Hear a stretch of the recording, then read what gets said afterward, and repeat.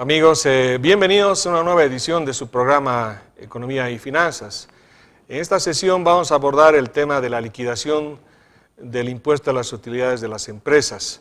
Este impuesto sin duda es uno de los impuestos que más contribuye junto con el IVA dentro del erario nacional en cuanto hace a la recaudación de impuestos por parte del Tesoro Nacional. La liquidación del impuesto a las utilidades de las empresas está sujeta a un reglamento, el decreto supremo 2471, que es el que naturalmente reglamenta la aplicación de este impuesto, en el cual sin duda hay que tener bastante cuidado en su elaboración. En particular para la determinación de la base imponible del impuesto a las utilidades hay que tener mucho cuidado, ¿no? Porque debemos comentar, por ejemplo, de que existen diferencias que deben estar claramente definidas, ¿no es cierto? Y estas tienen que ver con el hecho de que el resultado contable es diferente del resultado tributario, ¿no? El resultado contable es el que emerge naturalmente de los estados de resultados, ¿no es cierto? Pero sin embargo este no sirve para efectos de la determinación del impuesto a las empresas, ¿no? Para este propósito, las empresas lo que tienen que hacer es elaborar un estado, llamémosle complementario, de determinación de este impuesto, el cual consiste en partir del resultado contable, que puede ser utilidad o pérdida. A este deben de sumarse los gastos no deducibles y recién calcular la provisión del impuesto a las utilidades del 25%. Esto supone naturalmente un análisis minucioso, exhaustivo, ¿no es cierto?, de todos los gastos en particular, ¿no es cierto? Hay gastos que deben ser objetos de examen de acuerdo al reglamento que hemos mencionado. Bien, para hablar sobre la aplicación de este procedimiento lo hemos invitado al licenciado Franklin Luna, a quien le damos la bienvenida. Licenciado, bienvenido al programa. Muchas gracias. Licenciado, no hay duda de que la liquidación del impuesto ya de las empresas es bastante particular, ¿no es cierto?, porque debemos de tener cuidado en aquellos gastos no deducibles. Por ejemplo, sabemos de que el impuesto a las transacciones financieras, el ITF, es un gasto no deducible. Como también son gastos no deducibles, ¿no es cierto?, aquellos gastos que no han sido declarados en el formulario 200 del IVA, no por alguna razón, una omisión, un olvido, ¿no es cierto?, no son declarados, por ejemplo, en el formulario IVA, pero para efectos de la determinación del IVA pueden ser considerados en cuenta siempre y cuando estos gastos estén relacionados con la actividad, pero teniendo el cuidado de que solamente este gasto puede ser imputado por el 87%, no por el 100% del gasto de la factura que hubiera correspondido. Entonces, naturalmente, licenciado, para hacer la liquidación de este impuesto hay que examinar bastante, ¿no es cierto?, el estado de resultados, ¿no es cierto? Sí, César, mire, no nos olvidemos que la elaboración de los estados financieros nos ayudan tanto a los profesionales que elaboramos como a los propietarios de las empresas o a los interesados a tomar decisiones. Pero en este caso particular, en la determinación del impuesto a las utilidades, el Estado nos restringe egresos que no nos reconoce como egresos y hay otros que sí nos reconocen. Hay otros que reconoce con ciertos límites y eso, tienes mucha razón, hay que tener mucho cuidado en su análisis para poder expresarlos en los estados para fines tributarios. Así es, licenciado, no hay duda de que si vamos partiendo, por ejemplo, por las nóminas, ¿no?, el grupo de servicios personales, por el caso de nóminas, son aceptados, por ejemplo, como gasto todas las planillas de sueldos como sus cargas sociales, pero siempre y cuando éstas hubieran aportado a la seguridad social, ¿no es cierto?, a las AFPs, como asimismo estén grabados por el RC-IVA, es decir, todo lo que tiene que ver con renta de personas, llámale sueldos, bonificaciones, premios, primas, toda suerte de bonos y de otro tipo de pagos por la renta de personas, tienen que estar grabados por el RC-IVA, de lo contrario no pueden ser deducibles, ¿no es cierto? El RC-IVA es un condicionante, se puede decir, para toda la parte del lado de trabajo, todas las planillas salariales, todo. Incluso el pago a los síndicos, a los directores, es deducible si tiene la retención del RC-IVA, ¿no? No nos olvidemos que este importe no puede superar el pago que se hace a un síndico o a un director no puede superar al sueldo mayor que se le paga al máximo directivo de la empresa, ¿no? El Estado nos pone condicionantes, una por una. Cada egreso que hacemos, una por una, nos pone condicionantes. No nos reconoce al 100%.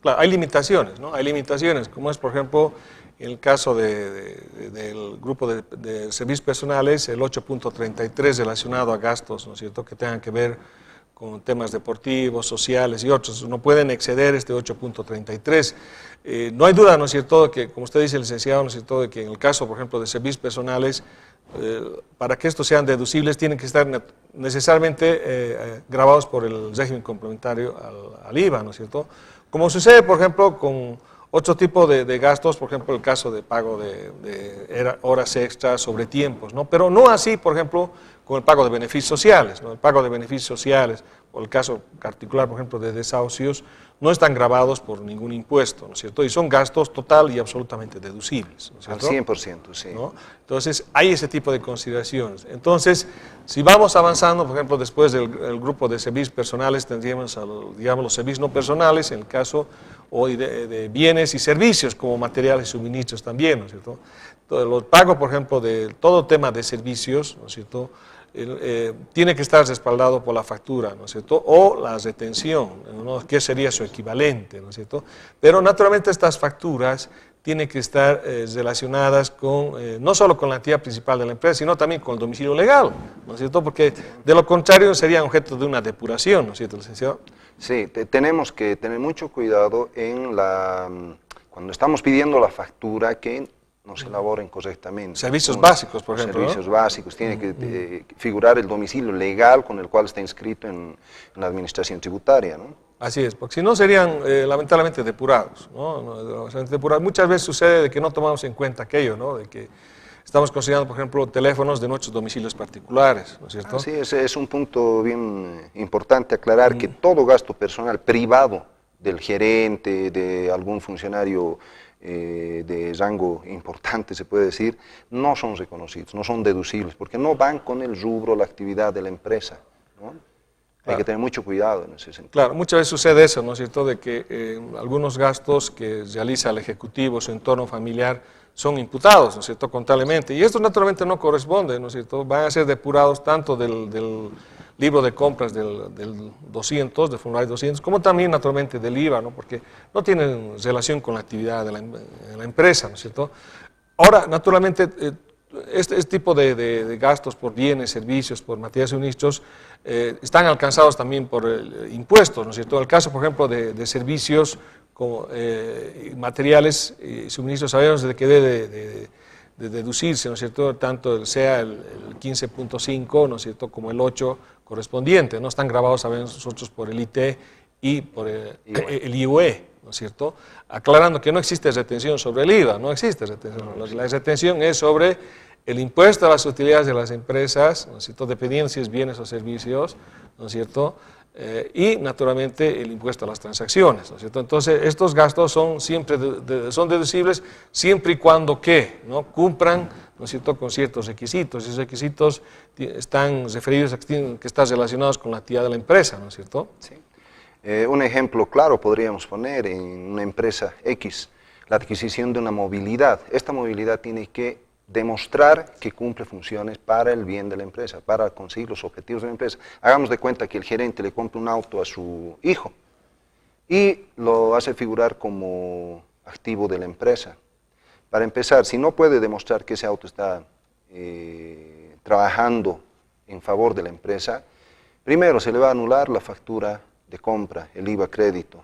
Segundo, la gasolina, mantenimiento, todos los insumos que se utilizan para el funcionamiento de esta movilidad van a ser depurados. Y tercero, no se va a poder favorecer del impuesto a las utilidades, ¿no?, la deducción. Claro, sin duda, ¿no? Hay un punto importante, ¿no es cierto?, en el caso, por ejemplo, de mantenimiento y del consumo, en este caso, de combustibles. En este caso sabemos de que cuando se compra como gasolina, está en la placa del vehículo, ¿no? Entonces la placa del vehículo naturalmente tiene que corresponder a un vehículo que está activado en libros de la empresa. De lo contrario sería obviamente objeto de una depuración, ¿no es cierto? Y eso supone, como usted bien lo dice, tanto en el 200, en el libro de compras, IVA, como en el IUE, ¿no es cierto? Aclarando además, por ejemplo, el caso de los gastos por mantenimiento, solo pueden ser activados cuando estos superan al 20% del valor del activo, ¿no es cierto? Entonces, sin duda siempre hay restricciones, ¿no es cierto?, que deben de cumplirse, como usted lo señalaba también el caso de, por ejemplo, de remuneraciones a síndicos, ¿no?, como también el caso de viáticos, ¿no? El caso de viáticos, por ejemplo, están grabados con el 13% del IVA, ¿no?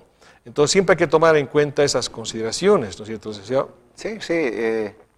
Bueno, pues los contadores, ¿no?, son los que registran estos gastos, son los primeros, el primer alerta dentro de un control interno de comunicar al gerente, a las instancias superiores, que este tipo de facturas están introduciéndose.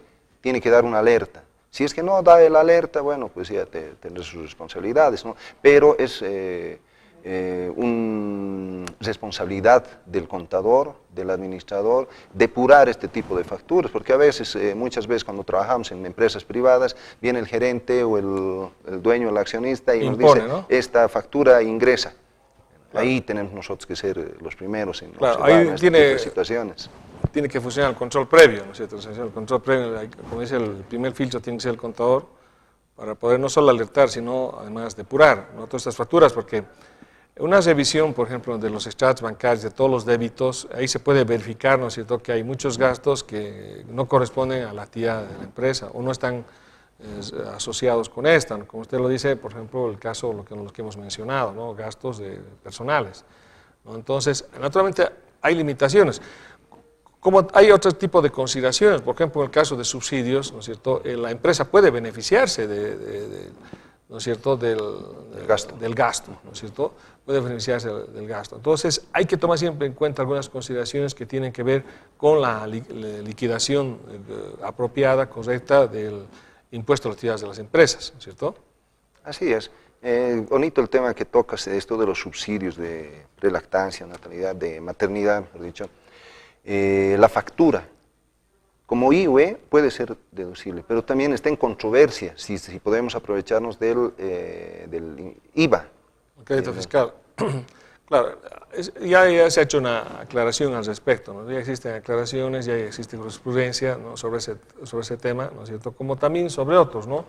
El caso que hemos mencionado, por ejemplo, ¿no?, de que muchas veces sucede de que la omisión, todo lo que manifestábamos al inicio, de facturas que no han sido declaradas en el formulario 200, pero están relacionadas con la actividad. Entonces, naturalmente, estas ya no han sido tomadas por el IVA, sabemos que el IVA es mensual, pero pueden ser consideradas en la liquidación del IUE, pero solamente por el 87%, no por el 100%. Entonces, no hay duda, ¿no es cierto?, de que para cualquier efecto nosotros siempre debemos tomar en cuenta de que el resultado tributario es diferente del resultado contable, ¿no? Y en esto tenemos que tomar mucho en cuenta, ¿no es cierto?, principalmente cuando estamos elaborando el anexo 7.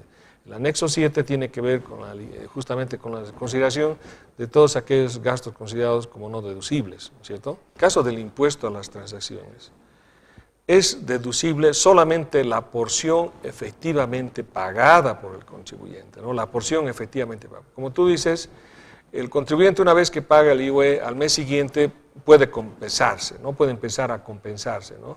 Pero para efectos de la liquidación del IUE, ¿no?, ¿qué sucede?, ¿no es cierto?, de que solamente es considerado como gasto deducible el IT efectivamente pagado, ¿no? Entonces, en este caso, todo el IT, el impuesto a las transacciones que ha sido compensado, se considera como un gasto no deducible.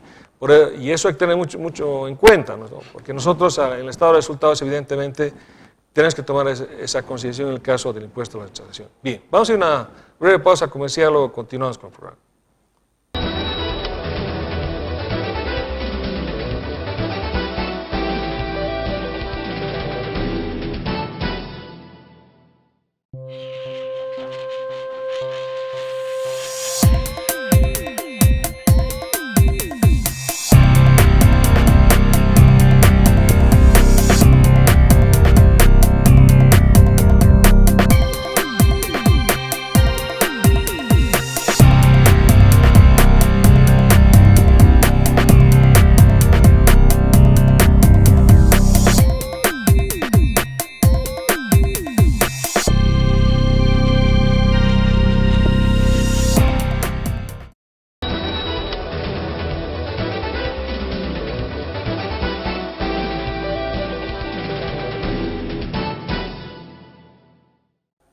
Bien, continuando con nuestro programa sobre el tema de la liquidación del impuesto a las utilidades en las empresas, en particular todo lo que conlleva la el análisis y depuración de los gastos no deducibles.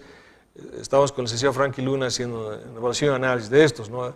Y habíamos visto en la primera parte gastos relacionados con nóminas, con bienes, con servicios, como también con lo que habíamos mencionado al final, con el tema de impositivo, ¿no es cierto?, cuando es considerado deducible, aclarando, en el caso del impuesto a las transacciones, es deducible solo la porción que hubiese sido efectivamente pagada por el contribuyente. Eso naturalmente nos lleva, como el caso del ITF, por ejemplo, que está en la línea de los impuestos, es considerado también como un gasto no deducible, porque justamente el objeto de este impuesto, cuando se crea, establece claramente de que este impuesto no podrá ser compensado con ningún otro impuesto. Entonces la figura es clara. Como también el caso, por ejemplo, de los gastos financieros, ¿no? Existen muchos gastos financieros en los cuales se incurre la empresa por préstamos de terceros, préstamos que se hacen, ¿no es cierto?, para los fines operativos de la empresa. En el caso de los intereses hay que tener mucho cuidado. Los intereses están grabados, ¿no es cierto?, sabemos, por el RCI, o sea, tiene que efectuarse una retención sobre estos. Pero además de la retención del RCI del 13%, en el caso de particulares, de préstamos de terceros, de particulares, también son objeto de gravamen por parte del impuesto a las transacciones del 3%, ¿no? Entonces siempre hay que tomar ese cuidado, ¿no es cierto, licenciado? Sí, no, nos cansamos de decir que como primer filtro el contador tiene que estar pendiente de todo este tipo de transacciones, ¿no? Y ser la primera alerta al empresario. Decir esto es deducible, no es deducible, o es un gasto que va a reconocer la empresa o no va a reconocer. Entonces, poner límites, ¿no? Eso es lo más importante para mí. Claro, sin duda, observar, ¿no es cierto?, observar la legalidad como corresponde, ¿no es cierto? Sabemos que en todo lo que conlleva la administración tributaria debemos observar siempre la legalidad, y en este caso, cuando hablamos de legalidad, naturalmente nos estamos refiriendo a todo el ordenamiento tributario, ¿no? No nos olvidemos de que el fisco está presionando sobre el contribuyente, ¿no? Y sabemos que la economía formal en nuestro país es apenas el 20%, el 80% de la economía en nuestro país es informal, no tributa, no aporta, no contribuye. Lamentablemente ese 20% está sufriendo esa presión por parte del fisco, y esto se advierte desde el año pasado, por ejemplo, desde el junio del 2016, cuando se amplía la prescripción, ¿no? Porque antes la prescripción era de 4 años, ¿no es cierto? Ahora se ha ampliado la prescripción tributaria a 8 años. Esto supone en los hechos, ¿no es cierto?, de que va a haber mayor amplitud, margen de, digamos, de maniobra, de fiscalización por parte de impuestos hacia los contribuyentes. Entonces, los contribuyentes tienen que tener mucho cuidado, sobre todo en este tiempo. Licenciado, no nos olvidemos que el 30 de abril es fatal para la liquidación de ese impuesto, ¿no es cierto? Nos viene el vencimiento, ¿no? En esta parte habría que recomendar también al Estado facilitar este tipo de declaraciones. Constantemente nos vienen presionando, dándonos softwares totalmente complicados para los profesionales que hacen perder el tiempo. Sería bueno también en esa parte mejorar en este sentido. La declaración tiene que ser totalmente sencilla. No solamente el impuesto a las utilidades, sino todos los demás impuestos con los que estamos obligados a presentar, a declarar. Claro, son herramientas, ¿no? Que en este caso es cierto, a través del facilito, bueno, el nombre al parecer solo es facilito, ¿no? Porque su aplicación evidente conlleva algunos tips que hay que manejarlos, ¿no es cierto? Por ejemplo, para importar o exportar, por ejemplo, un Excel, ¿no? Hay que tener mucho cuidado, sobre todo con el panel de control, ¿no? Cambiar, etcétera. En fin, son algunas consideraciones que se tienen que hacer al momento de hacer la liquidación. Pero de lo que no hay duda, ¿no es cierto?, es de que la liquidación de este impuesto conlleva todo ese análisis, esa depuración que debe hacerse, ¿no es cierto? Como también sabemos de que todas las previsiones pueden constituirse, pero aquellas que están reconocidas, ¿no es cierto?, por ley, en el caso, por ejemplo, de las que tienen que ver, por ejemplo, con las previsiones para beneficios sociales. Nosotros sabemos que en este caso la indemnización es un gasto deducible, ¿no es cierto? Debe de observarse eso, ¿no? Como lo que habíamos mencionado, ¿no? El caso, por ejemplo, de los intereses, sin embargo, hay algunas limitaciones, ¿no? Ya que le habíamos tocado ese punto al inicio, hay restricciones, ¿no es cierto? O sea, el pago de intereses que se haga a los socios, por ejemplo, no debe superar un límite, que es el 30%, ¿no es cierto? Y además no debe superar la tasa, por ejemplo, del mercado. En fin, hay una serie de consideraciones que deben tomarse en cuenta, porque al momento nosotros de hacer la auditoría, por ejemplo, en el caso de los auditores, detectamos aquello, ¿no? Por ejemplo, viendo los débitos de los bancos, vemos que se hace pago de intereses, por ejemplo, ¿no? Pero ¿qué ha sucedido? De que se hacen pagos de préstamos a particulares, pero no se ha hecho la retención del IT. Y en algunos casos, peor, tampoco del RSI-IVA. Entonces, eso supone naturalmente para nosotros, ¿no es cierto?, una serie de contravenciones, ¿no es cierto? Sí, definitivamente ese tipo de egresos no son deducibles y hay que depurarlos, ¿no? Eso no le conviene a la empresa por no tener el cuidado de depurar. Y imagínate que haya una auditoría tributaria y detecten este tipo de anomalías, ahí sí que está perdido la empresa, ¿no? El empresario iba a tener que pagar multas y demás cosas. Hay que tener mucho cuidado. Claro. Y hablando en el caso de las multas, por ejemplo, las multas que paga el contribuyente no son deducibles, ¿no? Por ejemplo, muchas veces tienes que pagar multas con la boleta 1000, ¿no? Pues, que son los pagos fuera de término. Esos los contabilizamos naturalmente en una cuenta que podría denominarse multas, por ejemplo, ¿no? Multas por incumplimientos o algún otro nombre. Esas, por ejemplo, son consideradas como gastos no deducibles.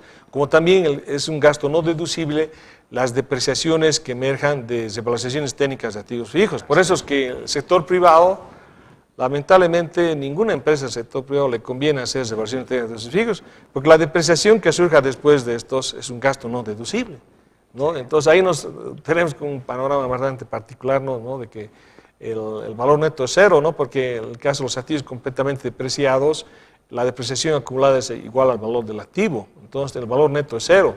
En fin, hay que tomar en cuenta en síntesis, licenciado, de que para efectos de la liquidación del impuesto de las empresas, tienes que preparar ese estado, ¿no? Llamémosle un estado complementario de determinación de la base imponible para efectos de la liquidación del IUE, ¿no es cierto?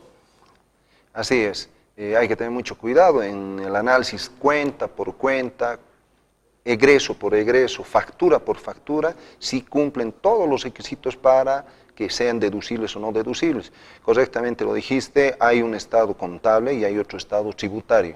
Donde tenemos que tener más cuidado es el estado tributario, porque el contable podemos solucionarlo internamente con las autoridades, pidiendo permisos, pero el tributario ya no tenemos esa facilidad. Una vez que se liquida sabemos, el 605 y el 500, ¿no es cierto?, para el caso, por ejemplo, de sujetos obligados a llevar registros contables, eso es definitivo, ¿no? Eso es una declaración definitiva. Entonces, no hay duda, ¿no es cierto?, de que en síntesis, ¿no es cierto?, lo que tiene que quedar absolutamente claro es de que existen diferencias entre el resultado contable y el resultado tributario. Es lo primero que tenemos que entender.